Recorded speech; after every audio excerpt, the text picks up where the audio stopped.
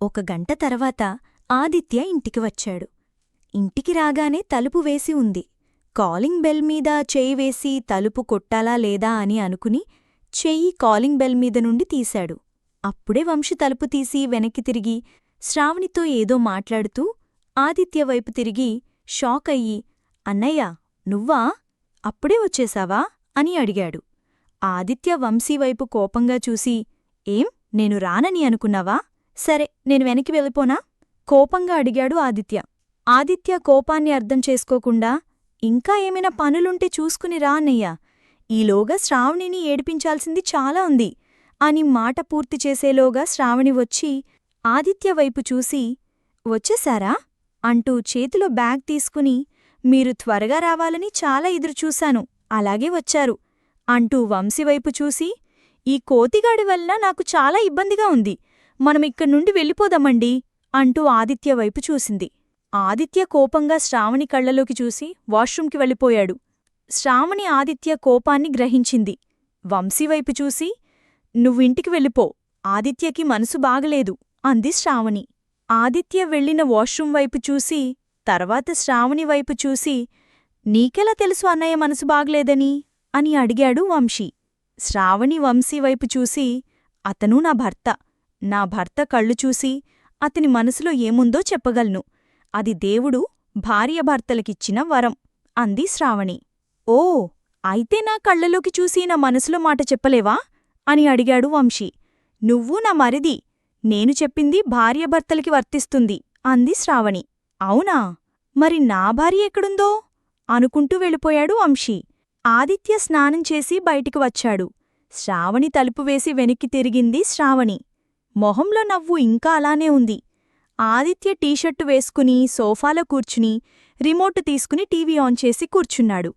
శ్రావణి ఆదిత్య పక్కనే కూర్చుని, ఏమైంది అలా ఉన్నారు అని అడిగింది. ఆదిత్య శ్రావణి వైపు చూడకుండా, మనసు బాగలేదు, నన్ను ఈరోజు డిస్టర్బ్ చేయకు అన్నాడు. అదేం మనసు ఎందుకు బాగలేదు, నాకు చెప్పండి, మీకు కోపం పోయేలా నేను చేస్తాను అంది శ్రావణి. నీకు చెప్పేది కాదు, ప్లీజ్ నన్ను డిస్టర్బ్ చేయకు, వెళ్ళిపో చిరాకుగా అన్నాడు ఆదిత్య. పోనీ మీ తమ్ముణ్ణి పిలవలా అని అడిగింది శ్రావణి. ఎవరా తమ్ముడు అంటూ శ్రావణి కళ్లలోకి చూశాడు ఆదిత్య. ఇంకెవరు, ఆ కోతి, మీ వంశీ అంది. కోపంతో చేతిలో రిమోట్ విసిరాలని అనుకున్నాడు. కాని శ్రావణి ముందు వంశీమీద కోపం ప్రదర్శిస్తే శ్రావణిని అనుమానించి అవమానించినట్లవుతుందేమోనని ఏమీ మాట్లాడకుండా తనలో కోపాన్ని దాచుకుని లోన రగిలిపోయాడు. శ్రావణి వంశీని ఒక పక్క తిడుతూ మరో పక్క పొగుడుతూ వంశీ వేసిన జోక్స్కి నవ్వుకుంటుంది. ఆదిత్య మనసులో బడబాగ్ని రగిలిపోతుంది. కాని శ్రావణి మనసులో ఎలాంటి దురుద్దేశం లేదు. అమాయకంగా ఆదిత్యతో మాట్లాడుతుంది. ఆ రోజు ఆదిత్యకి ఆకలి వేయలేదు, నిద్రరాలేదు. వంశీ క్యారెక్టర్ని బ్యాట్ చేయాలని అనుకున్నాడు. మరుసట్రోజు ఉదయం శ్రావణిని ఇంటిలో లేకుండా బయటికి తీసుకుని వెళ్లాడు. శ్రావణి పుట్టింటికి తీసుకుని వెళ్ళి అక్కడే ఉండమని చెప్పి ఇంటికి వచ్చేశాడు. ఇంట్లోకి వెళ్ళి తలుపు కొంచెం తెరిచి ఉంచి సోఫాలో కూర్చుని ఉన్నాడు. అప్పుడే వంశీ తలుపు తోసుకుని ఇంట్లోకి వస్తూ, శ్రావణీ, నేను వచ్చేశాను అంటూ ఇంట్లోకి తొంగిచూసి ఆదిత్య వైపు చూసి, అన్నయ్య, నువ్వా, ఆఫీస్కి వెళ్ళలేదా అంటూ ఇంట్లోకి చూస్తూ వచ్చి ఆదిత్య ముందు కూర్చున్నాడు. ఏం, నేను ఆఫీస్కి వెళ్తే నువ్వొచ్చి శ్రావణితో కబుర్లు చెప్పాలని అనుకున్నావా? మీ ఇద్దరికి నేను అడ్డుగా ఉన్నానా? ఒక పంచెయ్యి, నన్ను చంపేసి నువ్వు శ్రావణిని పెళ్లి చేసుకో. ఛ, నీలాంటి ఎధవతో పరిచయం పెంచుకుని నా ఇంటికి రానిచ్చి నా భార్యను పరిచయం చేయడం నాడే తప్పు. అందుకే నా తప్పుని సరిదిద్దుకోవాలంటే ముందు నిన్ను ఏదోకటి చెయ్యాలి. ఏం చేయను అంటూ వంశీవైపు చూసి, నిన్ను చంపేస్తే అంటూ కోపంగా వంశీవైపు చూశాడు ఆదిత్య. ఆ మాటకి నవ్వాడు వంశీ.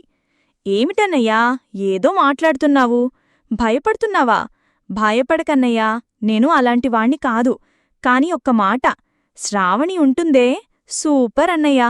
కాని నువ్వే శ్రావణికి సెట్టవవు. అదే నేనైతే శ్రావణికి అన్ని విధాలా మ్యాచ్ అవుతాను. పాపం శ్రావణికి అన్నీ తెలుసు. నీలాంటివాడు దొరకటం వలన శ్రావణి చాలా బాధపడుతుంది. మా మధ్య ఒక రిలేషన్ ఏర్పడింది. నువ్వు కేవలం మొగుడివి మాత్రమే. మరి నేను తన ప్రేమకి ప్రియుడిని, తన మనసుకి సంతోషాన్ని అంటూ కాలుమీద కాలు వేసుకుని కూర్చున్నాడు వంశీ. ఆదిత్య తలవంచుకుని తర్వాత వంశీవైపు చూసి, అంటే శ్రావణిక్కూడా నువ్వంటే ఇష్టమేనా అని అడిగాడు ఆదిత్య. కావాలంటే ఫోన్ చేసి అడుగు అన్నయ్యా అన్నాడు వంశీ. ఆదిత్య శ్రావణికి ఫోన్ చేసి, హలో శ్రావణి అన్నాడు. చెప్పండి అంది శ్రావణి. నాకు నిజం చెప్పాలి, నీకు నన్నంటే ఇష్టమేనా అని అడిగాడు ఆదిత్య. శ్రావణి ఏమీ మాట్లాడలేదు. ఆదిత్య వంశీవైపు చూసి, పోనీ నీకు వంశీ అంటే ఇష్టమా అని అడిగాడు ఆదిత్య. శ్రావణి మౌనంగా ఉండిపోయింది.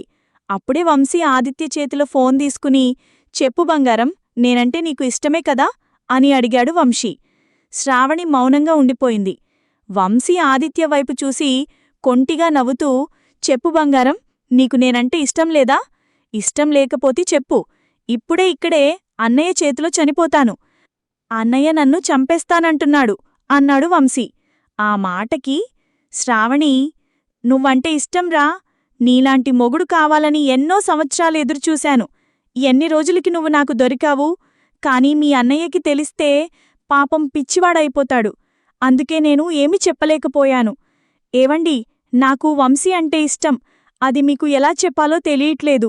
ఐ లవ్ వంశీ అంటూ ఏడ్చింది శ్రావణి. వంశీ ఆదిత్య చేతిలో ఫోన్ తీసుకుని ఆఫ్ చేసి, చూసేవా అన్నయ్య, శ్రావణి ఎంతగా బాధపడుతుందో? అలా బాధపెట్టటం మంచిదేనా? కొంచెమైనా ఆలోచించు. నీ సుఖం కోసం ఆలోచిస్తే పాపం శ్రావణి ఏమైపోతుందో ఆలోచించు అని చెప్పాడు వంశీ.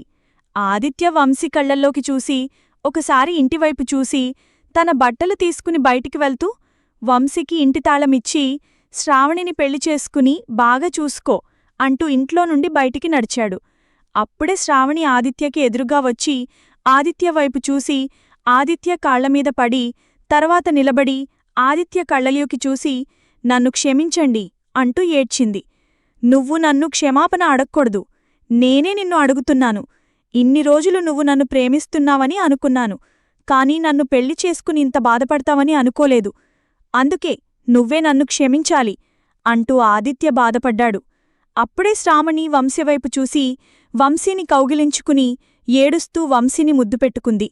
ఆదిత్య వాళ్ల ప్రేమని అర్థం చేసుకుని ముందుకు నడుచుకుంటూ వెడుతుంటే వంశీ ఆదిత్యాని చూసి, అనయ్య అని పిలిచాడు వంశీ. ఆదిత్య వెనక్కి తిరిగి వంశీవైపు చూశాడు.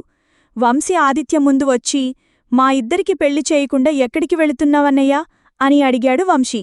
ఆదిత్య ఆశ్చర్యంగా చూసి, మీ పెళ్లి నేను చేయటమేమిటి? మీరే ఎక్కడికైనా వెళ్ళి పెళ్లి చేసుకోండి అన్నాడు ఆదిత్య. నువ్వు ఉండగా మేము ఎలా పెళ్లి చేసుకుంటామన్నయ్యా అని అడిగాడు వంశీ. ఆ మాటకి ఆశ్చర్యంగా చూశాడు ఆదిత్య. వంశీ శ్రావణివైపు చూసి చిన్నగా నవ్వి, నువ్వే చెప్పు బంగారం అన్నాడు వంశీ. శ్రావణి ఆదిత్య వైపు చూసి, అవునండి, మీరు బ్రతికుండగా మేము ఎలా పెళ్లి చేసుకుంటాం?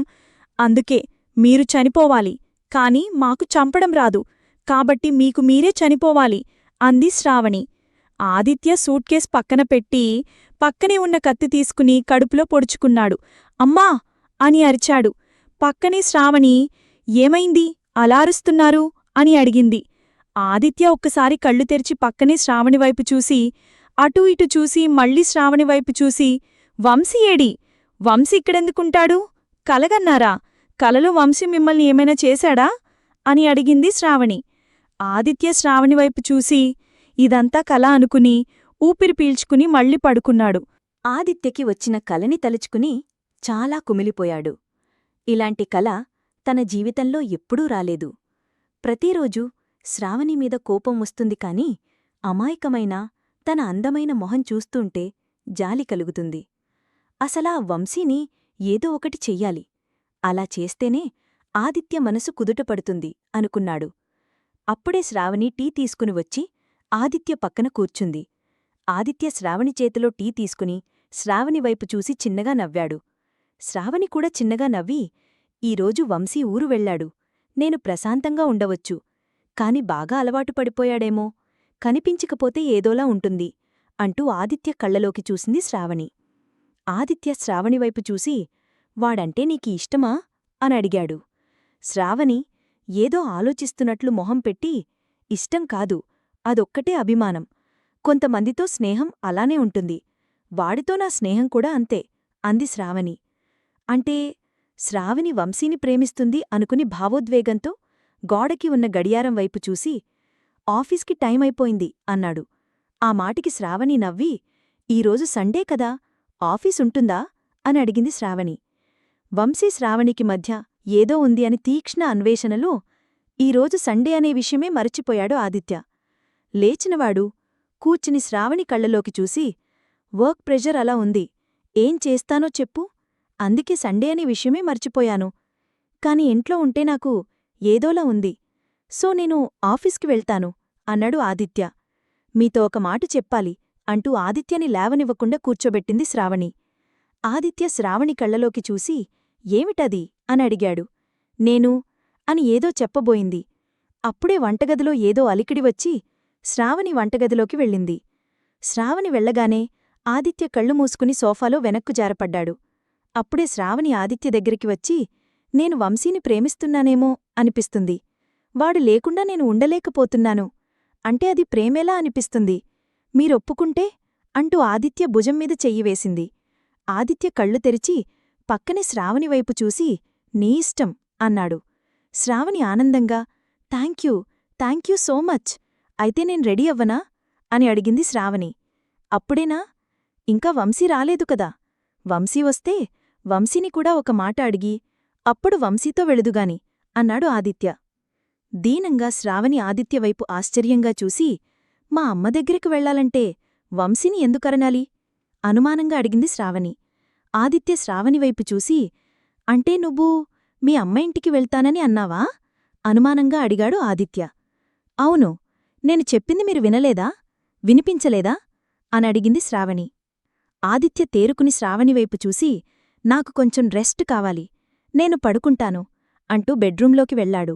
శ్రావణి బెడ్రూంకి వచ్చి ఆదిత్య పక్కన పడుకుని, ఏమైంది అలా ఉన్నారు, ఆఫీస్లో ఏమైనా ప్రాబ్లమా అని అడిగింది శ్రావణి. ఆదిత్య ఏమీ మాట్లాడకుండా మౌనంగా పడుకుండిపోయాడు. శ్రావణి ఏమీ మాట్లాడకుండా ఆదిత్య పక్కనే పడుకుంది. ఆదిత్య నిద్రపోతున్నట్లు నటిస్తూ తనలో తానే శ్రావణికి తెలియకుండా ఏడ్చాడు. ఒక గంట తరువాత శ్రావణి ఫోన్ రింగ్ అవ్వగానే శ్రావణి ఫోన్ తీసుకుని, ఏరా ఏమిటి అని అడిగింది. ఆదిత్యకి అనుమానం వచ్చి శ్రావణి మాటలు విన్నాడు. నేను రావట్లేదురా, మీ బావకి ఒంట్లో బాగాలేదు అంది శ్రావణి. ఉదయం నుండి మంచం దిగలేదు, అలానే పడుకుని ఉన్నారు. ఒక పనిచెయ్యి, ఎలాగూ బయల్దేరావు కదా, వచ్చి మీ బావని చూసి వెళ్ళు, నిన్ను చూస్తే కొంచెం కుదుట పడతారేమో అంది శ్రావణి. సరే అయితే ఎదురుచూస్తూ ఉంటాను, త్వరగా వచ్చేయ్ అంటూ ఫోన్ కట్ చేసింది శ్రావణి. తన భావమరిది కిషోర్ వస్తున్నాడు అంటే ఆదిత్యకి కొంచెం ఆనందం కలిగింది. మెలకు వచ్చినట్లు లేచి కళ్ళు నులుముకుంటూ శ్రావణివైపు చూసి, ఎవరితో మాట్లాడుతున్నావ్ అని అడిగాడు. తమ్ముడు వస్తున్నాడు, యాక్చువల్గా నన్ను తీసుకుని వెళ్లడానికి వస్తున్నాడు, కాని మీకు ఇష్టం లేదని నేనే వెళ్లట్లేదు అంది శ్రావణి. ఆదిత్య శ్రావణి చంపమీద మృదువుగా చెయ్యవేసి, నీ ఇంటికి వెళ్తానంటే నేనెందుకొప్పుకోను, ఒక్క మెసేజ్ పెడితే చాలు, నువ్వు హాయిగా వెళ్ళి వచ్చేయ్, సరేనా అన్నాడు ఆదిత్య. శ్రావణి ఆదిత్య చేతిమీద ముద్దు పెట్టి ఆదిత్య కళ్ళలోకి చూసి, I love you my dear honey అంది శ్రావణి. ఆదిత్య చిన్నగా నవ్వి శ్రావణి పెదవులపై ముద్దు పెట్టాడు. ఒక గంట తర్వాత కిషోర్ ఇంట్లోకి వచ్చాడు. ఆదిత్య కిషోర్ని చూసి, హాయ్రా కిషోర్ అని పలకరించాడు. కిషోర్ ఆదిత్యని పైనుండి కింద వరకు చూసి, బావా దుప్పముక్కలా ఉన్నావు, నీకు ఒంట్లో బాగాలేదు అంది అక్క అంటూ ఫ్రిడ్జ్లో వాటర్ బాటిల్ తీసుకున్నాడు కిషోర్. చాలా రోజుల తర్వాత నన్ను వదిలి వెళ్తుంది కదా, అలానే అబద్ధం చెప్తుంది అంటూ నవ్వాడు ఆదిత్య. బావా ఈరోజు నీతోనే ఉంటాను, ఏం కావాలో చెప్పు, తీసుకుని వచ్చేస్తాను అంటూ ఆదిత్య పక్కన కూర్చున్నాడు కిషోర్. అప్పుడే శ్రావణి హాల్లోకి వచ్చి, ఏమిటిరా మీ బావని కాకపడుతున్నావు, ఏదైనా కొత్త బిజినెస్ మొదలుపెట్టావా ఏమిటి అని అడిగింది శ్రావణి. కిషోర్ శ్రావణివైపు చూసి, ఉన్న ఒక్క బిజినెస్ చాలుగాని బావకీ నాకు చాలా పనులుంటాయి, మధ్యలోకి రాకు, నువ్వు వెళ్ళి మసాలా రెడీ చెయ్యి, ఈలోగా చేప నాటుకోడి తెస్తాను, గారెలు కూడా చెయ్యి అంటూ ఆదిత్యవైపు చూసి, బావా నీ బ్రాండ్నేమిటి అని అడిగాడు కిషోర్. ఆ మాటికి పగలబడి నవ్వి, నాకు అలవాటు లేదు బాబూ, నీకేం కావాలో చెప్పు, నేను తీసుకుని వస్తాను అన్నాడు ఆదిత్య. ఆ మాటికి కిషోర్ కోపం నటిస్తూ, ఏంటి నా బ్రాండ్ నువ్వు తీసుకుని వస్తావా, బావా అలవాటు లేకుండా ఒకసారి తాగిచూడు, బానిసైపోతావ్ అన్నాడు కిషోర్. అందుకే వద్దనేది. నాకు ఆ వాసనే నచ్చదు. ఇంకా కడుపులోకి వెళితే అంతే, తట్టుకోలేను అన్నాడు ఆదిత్య. ఆ మాటికి కిషోర్ ఆదిత్య వైపు ప్రేమగా చూసి, అందుకే బావా నీకు నా అక్కని ఇచ్చాను. నాకు ఎన్ని అలవాట్లుండడం వల్నేమో అమ్మాయిలివ్వడానికి భయపడుతున్నారు. పెళ్లి కావట్లేదు బావా. అందుకే ఈరోజు నీకు మాట ఇస్తున్నాను బావా. నేను కూడా మందు తాగను అంటూ ఆదిత్య కళ్లలోకి చూశాడు కిషోర్. అందుకు ఆదిత్య నవ్వాడు. అప్పుడే శ్రావణి వచ్చి, వీడి మాటలు నమ్మకండి. వీడిలానే ఒట్లు వేస్తాడు. తర్వాత మళ్ళీ మామూలే. డేంజర్ వీడు అంది శ్రావణి. చూశావా బావా, అక్కయ్య నన్ను నమ్మట్లేదంటే ఇంక ఊర్లో అమ్మాయిలు ఎలా నమ్ముతారు చెప్పు. అందుకే బాధలో మందుకి అలవాటు పడిపోయాను. మొన్న మన ఇంట్లో అద్దెకి ఒక ఫ్యామిలీ వచ్చింది బావా. భార్యాభర్తలు. భార్య సూపర్ అందగత్తే. భర్త తారుడబ్బా. ఎలా చేసుకుందో ఏమిటో పాపం. అప్పుడే నాకు ఐడియా వచ్చింది. ఎలాగూ నాకు పెళ్లి కావట్లేదని ఆ పిల్లని కెలికాను. బావా అని మాట పూర్తి చేసేలోగా ఆదిత్య కిషోర్ చెంప పగలగొట్టాడు. కిషోర్ ఒక్కసారి షాకయ్యాడు. శ్రావణి కూడా అక్కడికి వచ్చి ఆశ్చర్యంగా చూసింది. ఆదిత్య ఇద్దరు వైపు చూసి, తర్వాత కిషోర్ వైపు చూసి, పక్కింటి పెళ్ళాన్ని వలలో వేసుకోడానికి నీకు సిగ్గులేదు. అరే, నేను బాగాలేదని మీ అక్కకి ఎవడైనా వలవేస్తే ఊరుకుంటావా? అందరినీ అక్కలా చెల్లెల్లా చూడాలి అంతే, కాని మనసుల్ని బాధపెట్టకూడదు. నీలాంటివాణ్ణి నా ఇంట్లో కూడా రానివ్వను. పో బయటికి అంటూ కోపంగా అరిచాడు ఆదిత్య. ఆ మాటికి శ్రావణి ఆశ్చర్యంగా చూస్తుండిపోయింది. కిషోర్ శ్రావణివైపు అవమానంగా చూస్తూ తల వంచుకుని సారీ బావా అన్నాడు. ఆదిత్య ఏమీ మాట్లాడకుండా మౌనంగా తన గదిలోకి వెళ్ళిపోయాడు. శ్రావణి కిషోర్ వైపు చూసి, ఏమైందిరా నీకు? అలా మాట్లాడావు? ఇంక వెళ్ళిపో, కనపడకు అని చెప్పి ఆదిత్య దగ్గరికి వెళ్ళింది. ఆదిత్య కోపంగా తన ఫోన్ చూసుకుంటూ కూర్చున్నాడు. శ్రావణి ఆదిత్య ముందు కూర్చొని, ఐమ్ సారీ, వాడికి ఏం మాట్లాడాలో తెలీదు. వాడి తరపున నేను సారీ చెప్తున్నాను అంటూ ఆదిత్యాని తన గుండెకి దగ్గరగా తీసుకుంది. ఆదిత్య శ్రావణి కళ్ళలోకి చూసి, అలా చేయడం తప్పే కదా. నువ్వూ వంశీ ఎంత స్నేహంగా ఉంటున్నారు, అలా ఉండొచ్చు కదా అంటూ శ్రావణికి ఇండైరెక్ట్గా తన మనసులో బాధని చెప్పాడు ఆదిత్య. వంశీ అలాంటివాడు కాదు, నాకు నమ్మకం ఉంది అంది శ్రావణి. అప్పుడే కిషోర్ గొంతు సవరించుకున్నాడు. శ్రావణి కిషోర్ వైపు చూసి, ఇంకా ఉన్నావా, వెళ్ళు త్వరగా అంది శ్రావణి. కిషోర్ ఆదిత్యవైపు చూసి, నేను సరదాగా అన్నాను బావా, నాకు పెళ్లి చేసుకోవడమే ఇష్టంలేదు. మొన్న అమ్మ ఏదో సంబంధం చెప్తే వద్దు అనేశాను. మందుతో పాటు నేను అమ్మాయిలను కూడా చూడడం మానేశాను. ఇంకా మన ఇంట్లో దిగిన మొగుడు పెళ్ళాళ్ళు. నాకు 20 సంవత్సరాలు పెద్ద. అంటే నాకు నాన్నమ్మ తాతయ్య అవుతారు. నాన్నమ్మని నేను డార్లింగ్ అని పిలుస్తూ ఆట పట్టిస్తాను. దానికి తాత నవ్వుటాడు. చూడు బావా, నోట్లో ఉన్నవన్నీ ఒక్కసారియే కనిపిస్తాయి బావా అని చెప్పగానే ఆదిత్య గట్టిగా నవ్వేశాడు. అది చూసి శ్రావణి కూడా నవ్వింది. ఇద్దరు నవ్వడం చూసి కిషోర్ కూడా నవ్వాడు. కిషోర్ నవ్వుతూ ఆదిత్య భుజం మీద చెయ్యి వేశాడు. ఆదిత్య కోపం నటిస్తూ కిషోర్ వైపు చూశాడు. కిషోర్ ఆదిత్యవైపు భయంగా చూసి ఆదిత్య భుజం మీద నుండి చెయ్యి తీశాడు. ఆదిత్య మళ్లీ నవ్వి కిషోర్ని పట్టుకొని, ఇంకెప్పుడు అలా మాట్లాడకు, మీ అక్కని జాగ్రత్తగా తీసుకుని వెళ్ళు అన్నాడు. ఆ మాటకి శ్రావణి ఆదిత్యవైపు చూసి, నేను వెళ్లడం మీకు ఇష్టమేనా అని అడిగింది. ఇష్టమే, కాని నువ్వు లేకుండా ఉండలేను. నేను కూడా ఆఫీస్ పని మీద ఊరు వెళుతున్నాను. రావడానికి 1 నెల రోజులు పడుతుంది అన్నాడు ఆదిత్య. అవునా, సరే, జాగ్రత్త. మీకు తెలుసు కదా, జనవరి 30న నా పుట్టినరోజు. మీరు మీ అత్తగారి ఇంటికి రావాలి. వస్తారు కదా అని అడిగింది ఆదిత్య. ఆలోచించి వీడియో కాల్ చేస్తాను అన్నాడు. బావ ఎలాగైనా వస్తాడు, నేను రప్పిస్తాను కదా అన్నాడు కిషోర్. లేదురా, నాకు ఆ రోజు మీటింగ్ ఉంది. ఈసారి శ్రావణి పుట్టినరోజు మిస్సవుతాను. ప్రతిసారీ మిస్సవ్వలేదు. ఈసారి మిస్సవుతున్నాను. అందుకే నాకు బాధగా ఉంది అన్నాడు ఆదిత్య. శ్రావణి ఆదిత్యవైపు చూసి, బాధపడకండి, నెక్స్ట్ ఇయర్ పెద్ద గిఫ్ట్ ఇవ్వండి. నేను మీ దగ్గరే నా పుట్టినరోజు జరుపుకుంటాను అంది. పెద్ద గిఫ్ట్ నువ్విచ్చావు కదక్కా అన్నాడు కిషోర్. శ్రావణి ఆశ్చర్యంగా కిషోర్ వైపు చూసి, నేను ఏమీ ఇవ్వలేదురా. మీ బావ దొరకడమే నాకు పెద్ద గిఫ్ట్. కానీ ఈసారి ఇంకో గిఫ్ట్ కావాలి అంటూ ఆదిత్య కళ్ళలోకి చూసి చిన్నగా నవ్వింది శ్రావణి. ఆదిత్య శ్రావణి మాటలు అర్థం చేసుకుని, తప్పకుండా ఇస్తాను, నాకుని కూడా అలాంటి గిఫ్టే కావాలి అన్నాడు ఆదిత్య. ఆ మాట కిషోర్ కూడా అర్థం చేసుకుని, నాకు మేనకోడలే కావాలి అన్నాడు కిషోర్. కిషోర్, ఆదిత్య, శ్రావణి ఒకరినొకరు చూసుకుని ఉండిపోయారు. తరువాత శ్రావణి కిషోర్తో కలిసి పుట్టింటికి వెళ్ళిపోయింది. ఆదిత్య మనస్సు కుదుటపడింది. కాని వంశీ నంబర్ శ్రావణి దగ్గర ఉంది. వంశీ శ్రావణికి కాల్ చేసి మాట్లాడుకుంటారేమో అని చిన్న అనుమానం ఉండిపోయింది ఆదిత్య మనసులో. మరుసటి రోజు ఆదిత్య ఆఫీస్కి వెళుతుంటే వంశీ కనిపించాడు. వంశీ ఆదిత్య వైపు చూసి, శ్రావణి లేదా అన్నయ్యా అని అడిగాడు. ఆదిత్య కోపంగా, శ్రావణి ఏవిటి, వదినా అని పిలువు, లేదంటే శ్రావణిగారు అని పిలువు, అంతేగాని ఏదో చొరవ తీసుకుని అలా పిలవకు అన్నాడు ఆదిత్య. వంశీ ఆశ్చర్యంగా చూసి, అదేమిటన్నయ్యా, నీకు తెలీదా? మా ఇద్దరికీ మంచి అండర్స్టాండింగ్ ఉంది. తను నన్ను ఏరా అని పిలుస్తుంది, నేను కూడా ఏమే అని పిలుస్తాను. అప్పుడు గారెందుకు? నువ్వే చెప్పు అన్నాడు వంశీ. ఆ మాటకి ఆశ్చర్యంగా వంశీవైపు చూసి, నువ్వు అంటుంది నిజమా? అంత చొరవగా పిలుచుకుంటారా అని అనుమానంగా అడిగాడు ఆదిత్య. ఫ్రెండ్స్ మధ్య అవన్నీ కామన్ అన్నయ్యా. సరేలే, శ్రావణి ఎక్కడికి వెళ్ళింది అని అడిగాడు వంశీ. తన పుట్టింటికి వెళ్ళింది. నేను ఊళ్ళో ఉండట్లేదు, ఆఫీస్ పనిమీద ఊరు వెళుతున్నాను, త్వరలోనే వచ్చేస్తాను అంటూ వంశీ కళ్లలోకి చూశాడు ఆదిత్య. వంశీ మోహంలో తనకన్నా ఎక్కువ బాధ కనిపించింది ఆదిత్యకి. ఏమీ మాట్లాడకుండా మౌనంగా తన కారు దగ్గరికి వెళ్ళి శ్రావణి వంశీ మధ్య ఏదో ఉందన్నట్లు ఆలోచిస్తూ కార్లో కూర్చుని స్టార్ట్ చేసుకుని ముందుకు వెళ్లాడు ఆదిత్య. డ్రైవ్ చేస్తున్నాడే కాని తన ఆలోచనలన్నీ శ్రావణి మీదే ఉన్నాయి. తన ఊహలు కోటలు దాటుతున్నాయి.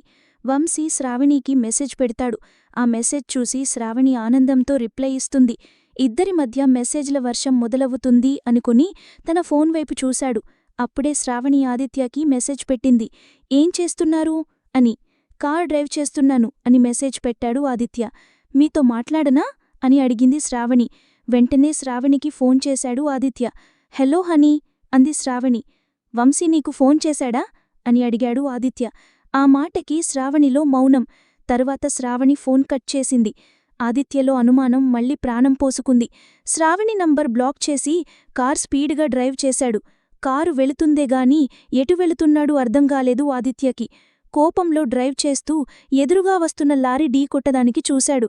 కాని ఎందుకు ప్రాణం మీద తీపికొద్దీ ఏమీ చేయలేకపోయాడు. కారు ఒక పక్క ఆపి బ్లాక్ చేసిన శ్రావణి నంబర్ని అన్బ్లాక్ చేశాడు. శ్రావణి మళ్లీ ఫోన్ చేసింది కాని ఆదిత్య ఫోన్ తీయలేదు. ఆఫీస్కి వెళ్లిన ఆదిత్య మనస్సు వర్క్ మీద పెట్టలేకపోయాడు. అప్పుడే ఆదిత్య ఫ్రెండ్ నగేష్ ఆదిత్య దగ్గరికి వచ్చి, ఏమైంది గురూ, అలా ఉన్నావు, మా చెల్లి గుర్తుకు వస్తుందా అని అడిగాడు. లేదురా, నాకే కొంచెం ఒంట్లో బాగాలేదు అన్నాడు ఆదిత్య. మరి అలాంటప్పుడు ఆఫీస్కెందుకు వచ్చావు? సరే పద, అలా బయటకెళ్దాం అన్నాడు నగేష్. బయటకు నా వల్ల కాదు, నేను రాలేను అన్నాడు ఆదిత్య. అలా ఆడంగి మాటలు మాట్లాడకు, నాకు చిర్రెక్కుతుంది అన్నాడు నగేష్. ఆదిత్య ఏమీ మాట్లాడకుండా నగేష్ చెప్పిన చోటకి వెళ్లాడు. నగేష్ మందు తాగుతూ, మగాడికి ఉండవలసిన ఒకే ఒక్క అలవాటు నీకు లేదు, ఆడవాళ్లు కూడా తాగుతున్నారురా, ఇది తాగితే అన్ని బాధలు మర్చిపోయి కొత్త ప్రపంచంలోకి వెళ్తావు అన్నాడు నగేష్. ఆదిత్య తల వంచుకున్నాడు. నగేష్ ఇంకో గ్లాస్ మందుపోసి, నీకు చెప్పుకోరని సమస్యలు ఉంటాయి, అలాంటి సమస్యలు చెప్పుకోవాలంటే ఈ మందేరా నీకు ధైర్యమిస్తుంది అన్నాడు నగేష్. నగేష్ ఇంకో పెగ్గు తాగుతూ, నాకు ఎన్ని సమస్యలు ఉన్నాయో తెలుసా? నా భార్య నన్ను కాదని నా పక్కింటివాడితో లేచి వెళ్ళిపోయింది. అప్పుడు నేను ఎవరికి చెప్పుకున్నా లోకులు నాలో మగతనం లేదని ఏడిపించారు. నాకు మగతనం లేక కాదు, నాకు అందం లేక, అది చూసి నా భార్య బరి తెగించి వెళ్ళిపోయింది అంటూ ఇంకో పెగ్గు తాగి ఏడ్చాడు నగేష్. అప్పుడే ఆదిత్య బాటిల్ మందు తాగేసి నగేష్ వైపు చూసి, అదేరా నా ప్రాబ్లం, నా భార్యని ఒకడు ప్రేమిస్తున్నాడురా, వాడు కూడా నా పక్కింట్లోనే ఉంటాడు, వాణ్ణి చంపేస్తాను, వరే వంశీ వస్తున్నాన్రా నిన్ను చంపడానికి అంటూ ఏడుస్తూ నగేష్ ఒడిలో పడిపోయాడు. తర్వాత ఇంటికి వెళ్ళి శ్రావణి పుట్టినరోజని శ్రావణికి వీడియో కాల్ చేశాడు ఆదిత్య. శ్రావణి ఫోన్ ఎత్తి, హాయ్ హనీ అంది. ఆదిత్య మత్తులో, happy birthday Shravani my beautiful wife అన్నాడు ఆదిత్య. అప్పుడే వంశీ కేక్ తీసుకుని వచ్చి శ్రావణి మొహానికి రాసి, శ్రావణి ఇదే నా గిఫ్ట్ అంటూ కేక్ మొత్తం శ్రావణి మొహానికి రాశాడు. శ్రావణి టేబుల్ మీద పెట్టిన ఫోన్ తీసుకుని, ఒరేయ్ నా హనీతో మాట్లాడకుండా ఏమిట్రా ఈ పని, వదలురా అని అరిచింది. వంశీ ఇంకా కేకు రాస్తూ, నాకు చెప్పకుండా వెళ్ళావు కదా, అందుకే ఈ కోపం అన్నాడు వంశీ. ఆదిత్య వెంటనే ఫోన్ ఆఫ్ చేసి ఫోన్ స్విచ్ ఆఫ్ చేశాడు ఆదిత్య. తాగింది మొత్తం దిగిపోయింది. ఆ రోజు వరకు నమ్మలేని తన భార్య ప్రేమ కథ నిజమేనని అనుకుని ఒక నిర్ధారణకి వచ్చాడు ఆదిత్య. తన భార్య తన చేతులు జారిపోయింది అని బాధతో గట్టిగా ఏడ్చాడు ఆదిత్య.